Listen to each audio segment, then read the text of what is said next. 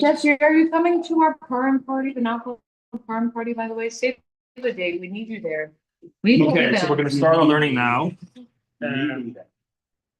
Okay, welcome everybody to part 4 of On the Essence of Chassidus. And the first 2 weeks, we examined prayer in the morning, Moda Ani, and we gave 4 interpretations of Moda Ani. Then we gave a 5th interpretation. Then we reinterpreted the 4 interpretations, and we went through the whole Moda Ani, giving it hoping to give us insight into what it actually is Chassidus. How does Chassidus treat life and Torah, and what is the style, the approach of Chassidus? Then the 3rd week, last week, we did the On the Essence of Chassidus Mashiach edition, and we discussed a little bit about Mashiach and how that relates to Chassidus. So we went from the actual teaching of Chassidus to the outcome of Chassidus, what Chassidus will accomplish, that is, it will usher in coming of Mashiach, God willing, hopefully very soon. And this week, for the 4th and final part of this series, we're going to do a Now How Do You Do That edition, which I called the On the Essence of Chassidus Ahavas Yisrael edition, the love of Israel, the love of the Jewish people edition. And we have a little pamphlet here, which I'll explain a little bit what it is, and then we're going to jump right in and see the text and read a little bit about Ahavas Yisrael, which is 3 words in the Torah: V'ahavta l'reacha kamocha, love your neighbor as yourself. So, what we have here in a Hebrew and English copy starts on page 65. Yeah, starts on page 65. This is an excerpt from the first public official talk that the Lubavitcher Rebbe delivered. A little bit of background. The year was 1951 when this took place. Let's retrace our steps 1 year. 1950, on the 10th day of Shvat, which was something like 2 weeks ago or so. 1950, so that was January 1950. The previous Lubavitcher Rebbe, who was Rebbe Yosef Yitzchak Schneerson, who was also the father-in-law of the Rebbe, right in the picture back there, but also the father-in-law, he passed away on the 10th day of the month of Shvat in 1950. So January, I don't know what the English day was exactly, January 1950. And so the whole Chabad movement was left bereft and without a Rebbe, without someone to lead. And what do? They needed someone to fill the gaping hole that was left by the previous Rebbe. Now, the previous Rebbe, Rabbi Yosef Yitzchak Schneerson, came originally from Russia, and he spent time in Poland also, and eventually he was able to escape the clutches of the Nazis and come to the United States of America, where later his son-in-law, the Rebbe, followed him also to the United States of America, New York. Now, the previous Rebbe was imprisoned at one point in Russia. He was beaten by the Russian authorities, our dear friends, the communists, Soviets. They violently beat him and imprisoned. He was actually under a death sentence at one point. And there's a whole story how he was miraculously released from that capital sentence. In any event, he passed away in 1950, and the whole Chabad movement, which you could say really the whole Jewish people were a bunch of orphans at that time, really. It was right after the Holocaust. 1950, the war had just ended in 1945, and the whole Jewish world was ashes, basically, and trying to rise from the ashes, including the Chabad movement. And the Chabad movement was, in many ways, more affected by communism than Nazism. But again, the previous Rebbe was living in Europe, and the Rebbe himself was also living in Europe. They literally had to escape the Nazis as well. So he passed away, and all the Chassidim who had come to America made it out, and those Chassidim who weren't even in America yet were feeling, what are we going to do now? Who's going to be our Rebbe? Who's going to lead us? So they turned to the Rebbe's son-in-law, who I call the Rebbe. And many people were like, okay, step up to the plate. Time for you to step up to the plate. But he didn't want to. He said, no, that's not for me. You got the wrong guy for the job.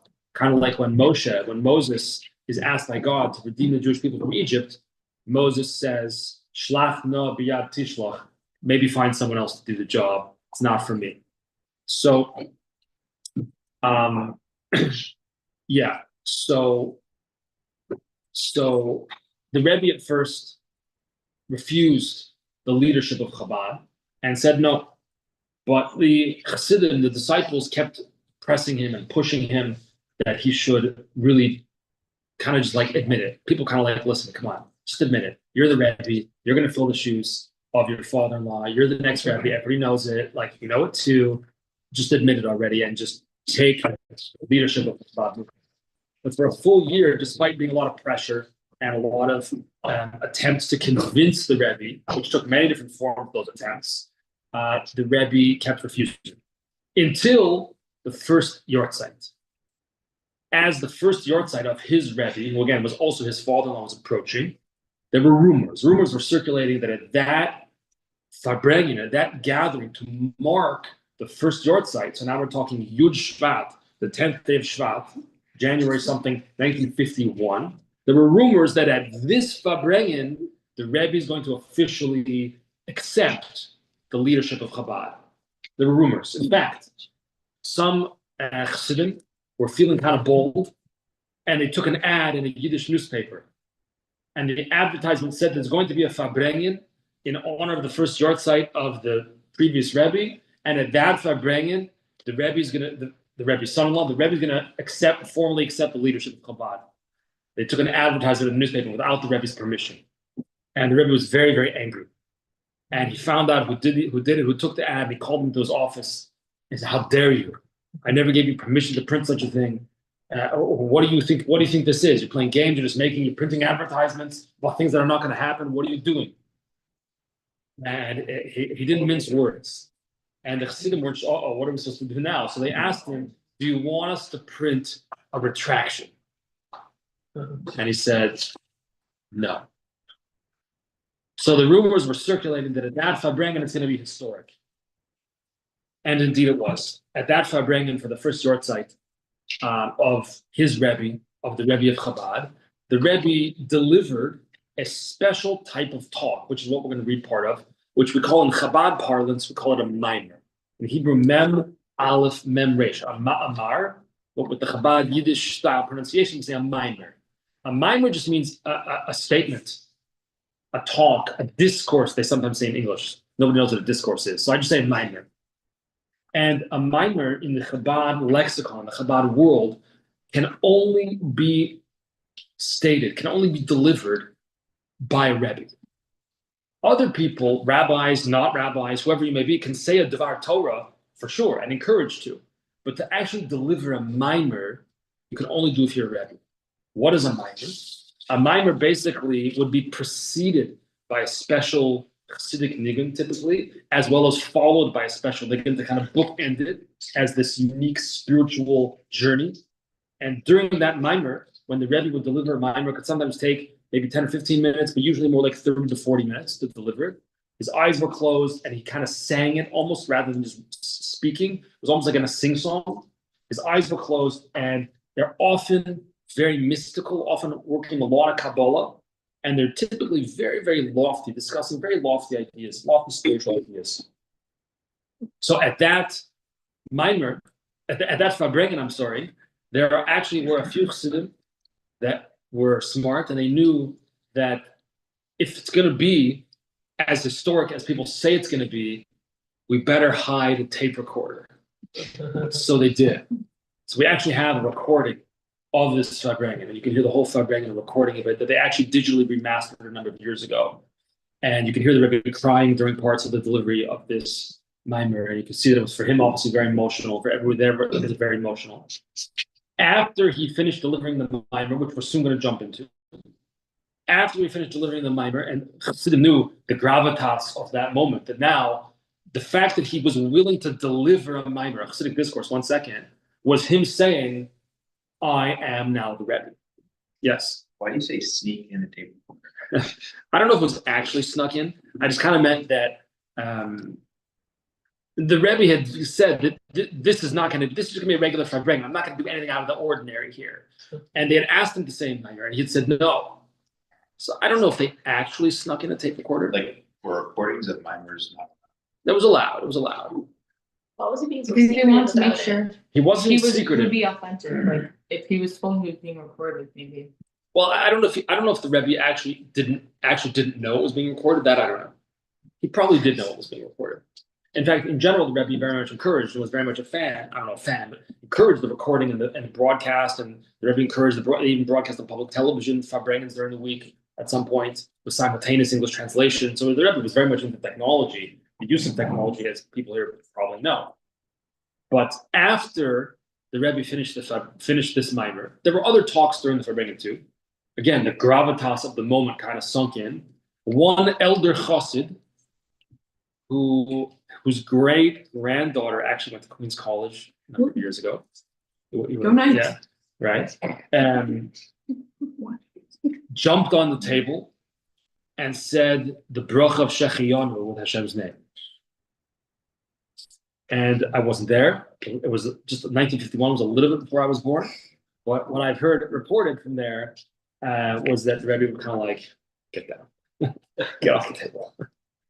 But so there was an understanding, like this is a Shechiyanu moment. This is a remarkable moment. And that heralded the official beginning of the leadership of the Rebbe, which then continued until his passing in 1994, and really continues even today, even after his passing, through teachings and so forth.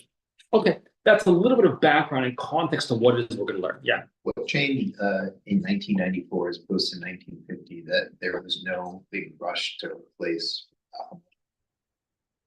Okay. but there was a big rush to replace. You said. Yeah. What changed? So 1994, the Rebbe passed away. So the question is, why weren't people scrambling to find a successor to the Rebbe? Yes. Aren't there only supposed to be 7 Rebbes? So he was the last one. Did I make that up? You didn't make it up. Good. That itself brings more questions. What do you mean there's only supposed to be 7 Rebbe's? Why can't there be 8? There's 8 nights of Hanukkah. There's 8 nights of Hanukkah. Why can't there be 8 That is a Rebbe's? very What? cycle. Complete cycle. Complete There's a cycle. lot of Sure. Kabbalistic meanings. There is, in fact, in this very mimer, the Rebbe couches within it addressing that he's the 7th. And he quotes a medrash that says, Kol hashviin chavivim. All 7s are beloved, are cherished. So he doesn't say that's about himself, but he couches it in there as there's something about the 7. You're right. There's something about the 7. I don't know what's about the 7. I mean, you're saying 7 is a full cycle. That's all true. But that doesn't mean, by definition, that there couldn't be an 8th. And if there was an 8th Rebbe, would you say, but you can only have 7. 7, you wouldn't say that. You would say, oh, there's 8. 8 is above nature. You would find other ways to say 8. Yeah. Well, it's like you said earlier that in 1951, that's like very short time after the Holocaust. Like, Yeah. Israel's only been founded like 3 years ago. This is over 40 years later. Jewish people are in a much better place than we were like 40 That's years true. before that. I mean, in 1992, there was like the second Tifada, the first Tifada was Oslo Accords. There was also riots and crime. There's stuff going on with Jews all the time. Yeah, but that's a lot different to 6 million Jews. Yeah, I get it, but like to say that we don't Got need there. the spiritual guidance of a Rebbe anymore. Right. So to address the question, the very straightforward, let's call it, answer is that the Rebbe never had children. What is there a reason behind that? Like, Well, this is not a biology class. Or not what I meant. is there a reason? The reason is that sometimes, even when a man and woman who are otherwise healthy get married, they don't have children. In fact, in other places, the Rebbe addressed people that wanted to push off having children. This is a little bit sharp, so don't be shaken, but just put it in your mind. Sometimes the Rebbe people had asked the Rebbe they wanted to push off having children, and the Rebbe generally would say something. To some people, he said that who says that when you are ready to have children, the blessing will still be there. A little bit sharp, but so I don't know. Rebbe didn't have children.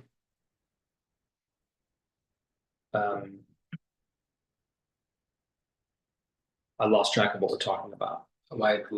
Oh, so the simple reason is he didn't have children. So there was no one to follow in that line. Now, granted, the Rebbe wasn't the son of the previous Rebbe.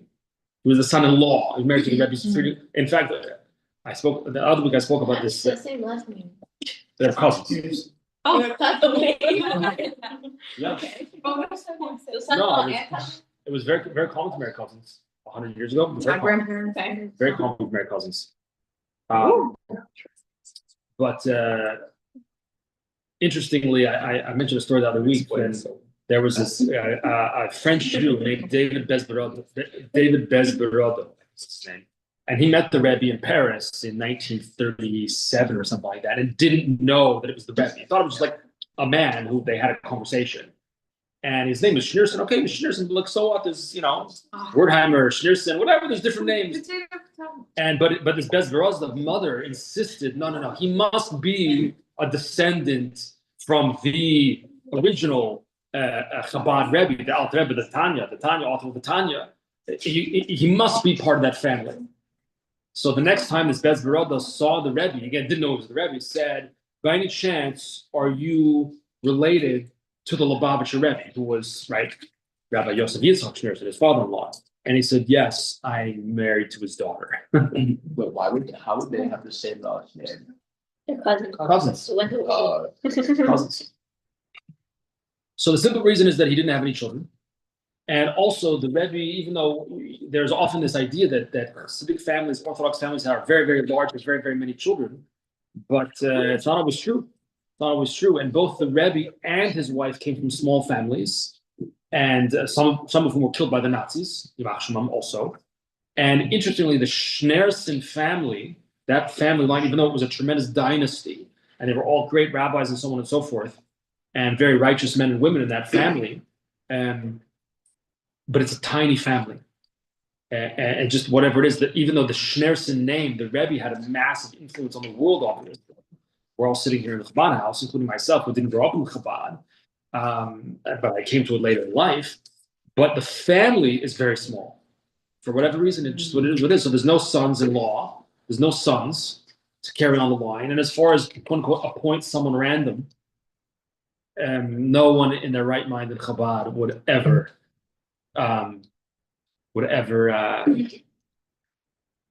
say, yeah, I'm probably your guy. I'm the guy to go to. It would never, and anybody who would be like laughed out of town. Why didn't the Rebbe set up a chain of command? So why didn't the Rebbe set up a chain of command? And then we're going to go into the text, God willing. Why didn't the Rebbe set up a chain of command before he passed away? The answer is that he did. He did set up a chain of command before he passed away. And that chain of command was basically, in World Headquarters of 770, there is an official hierarchy, so to speak, of whatever. Hierarchy is like a weird word, but there is a system. And including, for example, like myself, how did I become an official Chabad rabbi? It's not by getting smicha, that's something else. The rabbinic ordination means I'm a rabbi. Like that has nothing to do with it in a sense. How did I get appointed together with Tzippa as the official Chabad representatives for Chabad on campus in Queens? So that's all because that was after the passing of the Rebbe, right? That was 10 years after. That's only because the Rebbe did set up a system during his lifetime of how the world of Chabad houses, the world of shlichus, as we call it, would operate. So we followed that system that was established in his lifetime. But he didn't decide on a replacement. Correct. Why not? One can speculate. When people speculate later. But that's correct. The Rebbe did not appoint anyone to take its place. The closest thing that maybe the Rebbe said, I say this carefully, is that there was a well-known Fabreng and a Chassidic gathering on the Rebbe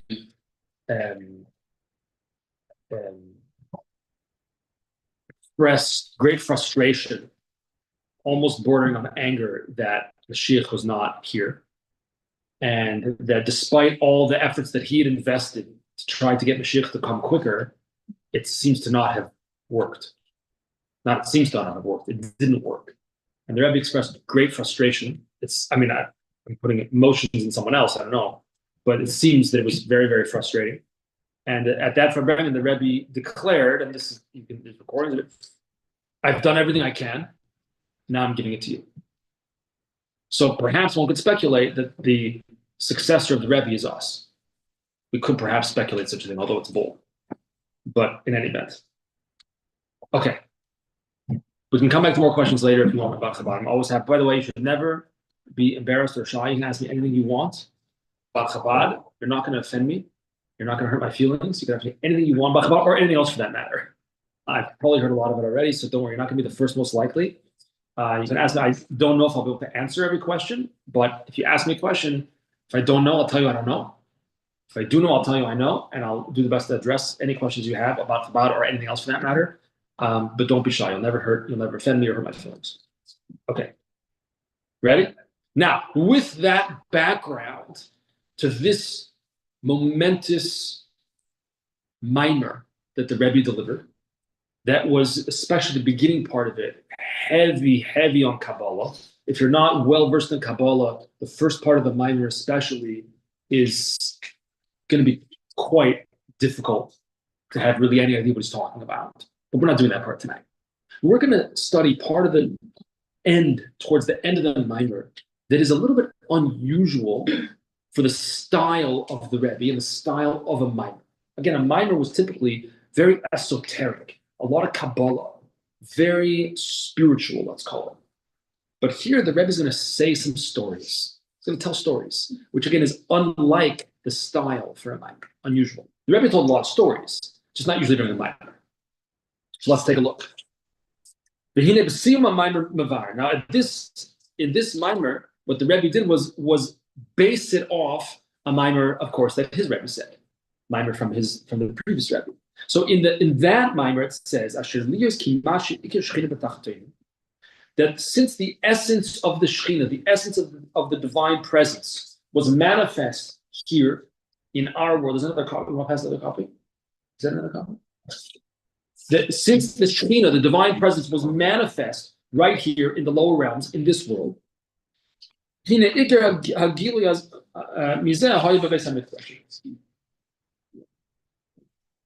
don't take it. Whatever. The main presence of the Shekhinah was in the Beis HaMikdash, in the Holy Temple in Jerusalem. And that's why one of the main materials used to construct the Mishkan, which we read about in this week's Parsha, that's another reason I chose this text for today, was made out of Atzei Shittim, acacia wood. By the way, if you look it up on Google or Wikipedia, you'll find that what exactly is Atzei Shittim, what type of tree is it? It seems to be that it's different opinions about what it is. Here they translate it in this English version as an acacia tree. But it seems maybe it's also a cedar tree, different versions apparently about what it is. Now, the word in Hebrew that they're translating as acacia tree is Atzei Shittim. And the word Shittim is etymologically related to the word shtus, or shtut, if you want to say it in Israeli Hebrew. What is shtus? Foolishness, folly. So one of the major ideas in that mimer, what's that? Shtuyot, exactly. So one of the major ideas in that mimer is to do shtuyot, but in a holy way. To act mishugana in a holy way. What is mishugana? What does it mean to be mishugana? By the way, you know who's crazy? You know who's described as mishugana in the writings of the Torah? Prophets. A prophet is called mishugat. Crazy doesn't have to be bad. Sometimes, like, someone go to a concert or whatever, oh, it's crazy. They mean it was good. Well, I don't know if kids still say that. I'm a little bit older than you. But we used to say that. You don't have to tell me if you don't say it. Like, I found out you don't say swag anymore. Say merch. I'm saying. Okay. So why is the word Atzei Shittim, acacia wood, why is it related to the word shtuyot? Why is it related to that? The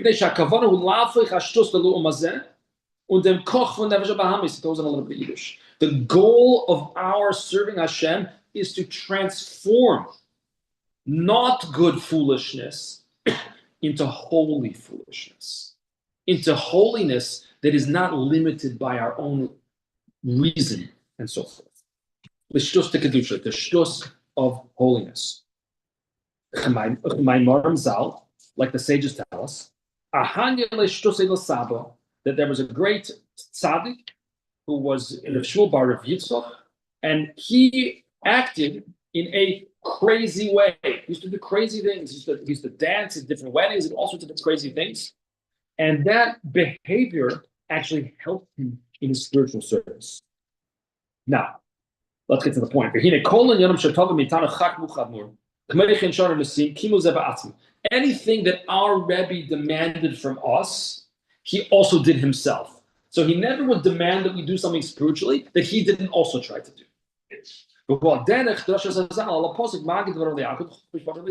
It's in line with the interpretation of the sages who say on the verse that says he relates his words to Yaakov, his statutes and judgments to Israel. Our sages say that now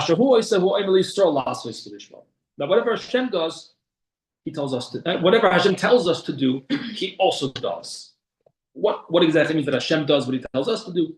Let's leave that for now, a separate topic.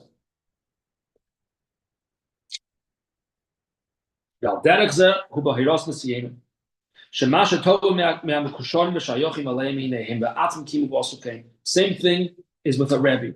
If the Rebbe demands something of us, then he for sure did it as well. And sometimes they tell us they did it, so we should know that we get an extra boost, they could also do it. What's the example? Now here's where the stories come in. And here's where we can see a practical application of all of the teachings of Chassidus. And if a person learns Chassidus and understands Chassidus, but doesn't have Ahavas Yisrael, doesn't love of a fellow Jew, doesn't actually apply it, let's put the pedal to the metal, let's apply the teachings that we have in the Torah. If we don't do that, there's something wrong. So let's look at Ahavas Yisrael, which we know Rabbi Akiva famously said, the mitzvah of love your fellow as yourself is klal gadol b'Torah. This is a great principle in the whole Torah.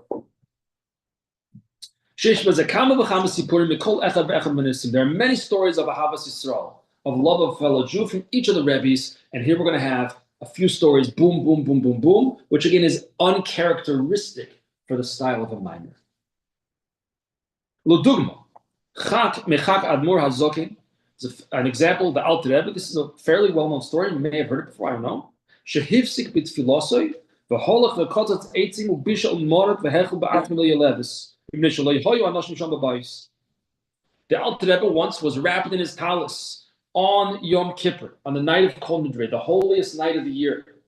And in the middle of shul, the middle of davening, he threw off his talus. I think he threw off his talus, still had his kittel on, and ran to the outskirts of town, where in some little cottage, a wood log home, there was a woman who was by herself for some reason. I don't know why. She was alone. She had just given birth, just had a baby.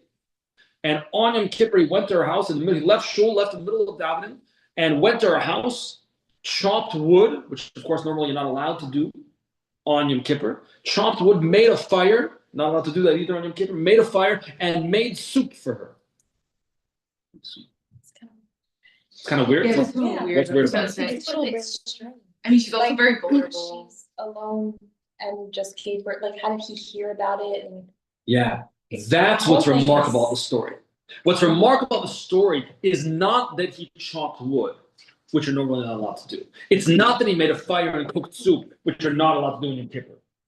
That's not remarkable. That, it says in Shulchan Aruch, it says in the Code of Jewish Law, that when it's a matter of life and death, and according to halacha, a woman in the first 3 days of childbirth is considered in a situation of life and death. You violate Shabbat for her, even for anything minor that any type of assistance she needs. So the fact that he himself violated Yom Kippur is not a big deal. Shulchan Aruch says actually that when someone needs to violate Shabbat or Yom Tov or whatever to help someone's life, who should do it? Do you think? Give it to the ignoramus in shul, right? Give it to the guy who knows nothing. No, the rabbi is supposed to do it to demonstrate how critical it is. The greatest person should be the one to quote unquote violate the sanctity of the day. So that's not remarkable that he did that. What's remarkable is how did he know? How is he so spiritually in tune that even when, I assume, such a great tzaddik, such a great righteous man, on the night of Yom Kippur, the night of Kol Nidre, that he probably was pretty engaged in his prayer, but he was able to feel somehow and detect that there was someone who needed help. That, I think, is the real point of the story. He was so in tune with his fellow Jews that he just somehow, his spiritual Wi-Fi or whatever, somehow picked it up. So that's one remarkable thing about the story. Now let's have another story on the next page, page 69. From his successor, who we call in Yiddish the Mittel Rebbe, which means the middle rabbi. His name was Dov Ber. A certain Jew had a private audience with him and lamented. Lamented about certain things that young men lament about. Doesn't say what those things were, but one could guess what they might have been. The what? The patriarchy. No. Yeah. And what happened? The middle Rebbe rolled up his sleeve and showed him his forearm and said, look at my skin, and my skin clings to my bones. All this, all this because of the sins of your youth. The point was not to make the guy feel bad. What the point shows is how much this Rebbe identified and felt the challenges of another person, so much so that it affected him physically. And his skin was not in great health. So that shows his Ahavas Yisrael, his love of another Jew. He's so identified with someone else that it like affected him physically. Then we have another story. Okay. Let's skip a little bit just for the sake of time. And to page 70. From the third Chabad Rebbe, the Tzemach Tzedek.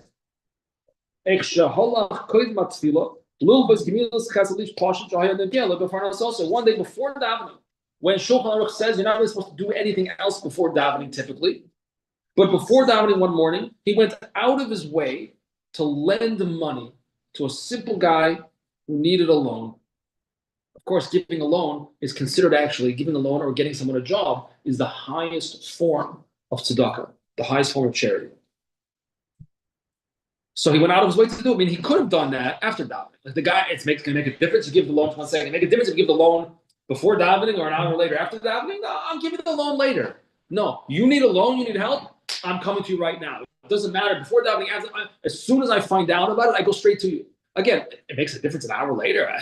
That's such a big deal. No, you need the help. I don't wait. I go to help you right away. Yeah. This is not on topic, but I heard that the greatest form of charity is giving someone a job. I said, just, yeah, a job or a loan. Oh. Yeah, or a loan. Right, that's the Rambam writes. In the Hilchos Matnas Anim and the laws of gifts to the poor, the Rambam writes, though either of those are the highest level. There's 8 levels of tzedakah, 8 levels of charity, and that is the highest. To either give a job or to give a loan to someone. Okay, another story. From the Rebbe Maharash, the 4th Chabad Rebbe, whose name is Shmuel, by the way. My son Shmuel shares a birthday with him, so that's why his name is Shmuel. Shout out. Interestingly, actually, we had in the Chabad library, they have on display, they have a display room there, you can check it out, a Megillah written by the Rebbe Maharash, written by the 4th Lubavitcher Rebbe, whose name is Shmuel. My son Shmuel just now finished the Megillah. So there you go. Okay. So anyway, what's the story about the Rebbe Maharash? He one time went to Paris. He went from some type of healing spa to Paris, not to see the Mona Lisa. No, not for that.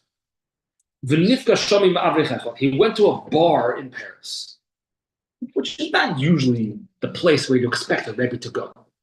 He went to a bar, and in this bar, he saw a guy at the bar, saw a Jew, went over to him, and says to him, goes up, walks right over to this young man and says, Junger man, young man. He says to him, young man, who's sitting there at the bar drinking, forbidden wine, non-kosher wine, here they translated as stupefies the mind and the heart. Translated as stupefied. The literal translation would be it stops up your mind and your heart. Zayayid, he said to the person, be a Jew. And then he left the bar and left Paris. And this person was so shaken by this encounter that this I don't know if he knew who he was exactly. This man had approached him and said, drinking this non-kosher wine stops up your mind and stops up your heart. Zayayid, be a Jew. This person transformed his entire life. And as it says, the man went home. And he found no rest. He found out who this person was that had spoken to him in the bar, and he went to see him. And this man did tshuva, he repented. And eventually he got married and had a family of God-fearing people. So what's the point here? What's the Ahavas Yisrael? What's the love of fellow Jew? This Rebbe, the Rebbe Maharash, time was very, very, very precious for him. Time was so precious that even when it came time to him to teach Chassidus, his Chassidus, his disciples, he said, say very quickly, and his maimarim are that way. They're very succinct. He just says like boom, boom, boom, like points, ideas without really explaining it that much. That's how precious time was to him. He just said whatever he needed to say, boom, say it quickly as possible, and move on. Yet he took out of his time to go to Paris. How did he know that Jew was going to be at that bar? I have no idea. But he took out of his time just to go to Paris, just to meet this one Jew. Okay, he would daven very early and everything. And nevertheless, he traveled to a distant city, stayed there for a considerable amount of time, just to help one person. And with Purim coming soon, one of the things we do in Chabad Baruch Hashem is we have Megillah readings for lots of people. Thank God, last year actually, this Chabad house alone, thank God, we had 26 Megillah readings in Queens. Thank God. Some of them were for one person. A homebound senior who can't come to shul, and so on and so forth, or whatever it may be. And you see in Chabad, like my boys, they're going to come from yeshiva, the Queens, to go read Megillah for different people. Myself as well, I read for different people. For a Chabad bocher, a Chabad yeshiva student, like a 16-year-old boy or something, the greatest thing you could do is to read Megillah for one person. Better than to read for 500 people. I'm exaggerating a little bit just to make the point. To read for one person, that really shows how much you care. Read for 100 people? Yeah, I'm in front of the shul. 100 people are here. I'm the guy reading. That's pretty. But for one person in their apartment alone, worth everything, worth the world. I think first Danielle and then Malcolm. Yeah. You had a comment or a question? Comment. Okay. I remember the first time I ever visited Queens was like Homo Shabbos for Sukkot. Yeah, you guys are doing the chickens. Yeah. But I remember you were telling us about these Chabad guys who walked miles and miles to bring the lulav to somebody. Yeah. And I think about that every now and And the real point is it's not just about Chabad. The point is that it's for all of us, Ahavas Yisrael, to love another Jew, to go out of our way to help another Jew. And it doesn't have to be that there's 100 people there. There doesn't have to be fanfare. To help one person is worth everything. You had a question or comment? What are the components of Ahavas Yisrael? Like, does it have to have like specific machshava, or is it just action? So it's a great question. I'm really glad you asked that question. The very most straight to the point answer is Ahavas. Help another Jew, whether it's materially or spiritually. So if someone lives in isolation from other Jews, is he not able to be someone who loves Ahavas Yisrael? Well, that's an interesting question. The answer is that certainly in today's day and age, when we're all so connected and nothing is far away anymore. So now it's very easy to fulfill the mitzvah of Ahavas Yisrael, no matter where you may be. Different ways to do it because of our interconnectedness, internet and telephones and FaceTime or whatever it may be. So I'm sure that even a person who's isolated can also find ways to do Ahavas Yisrael. That's the short answer. Let's just, because for the sake of time, let's see the other stories.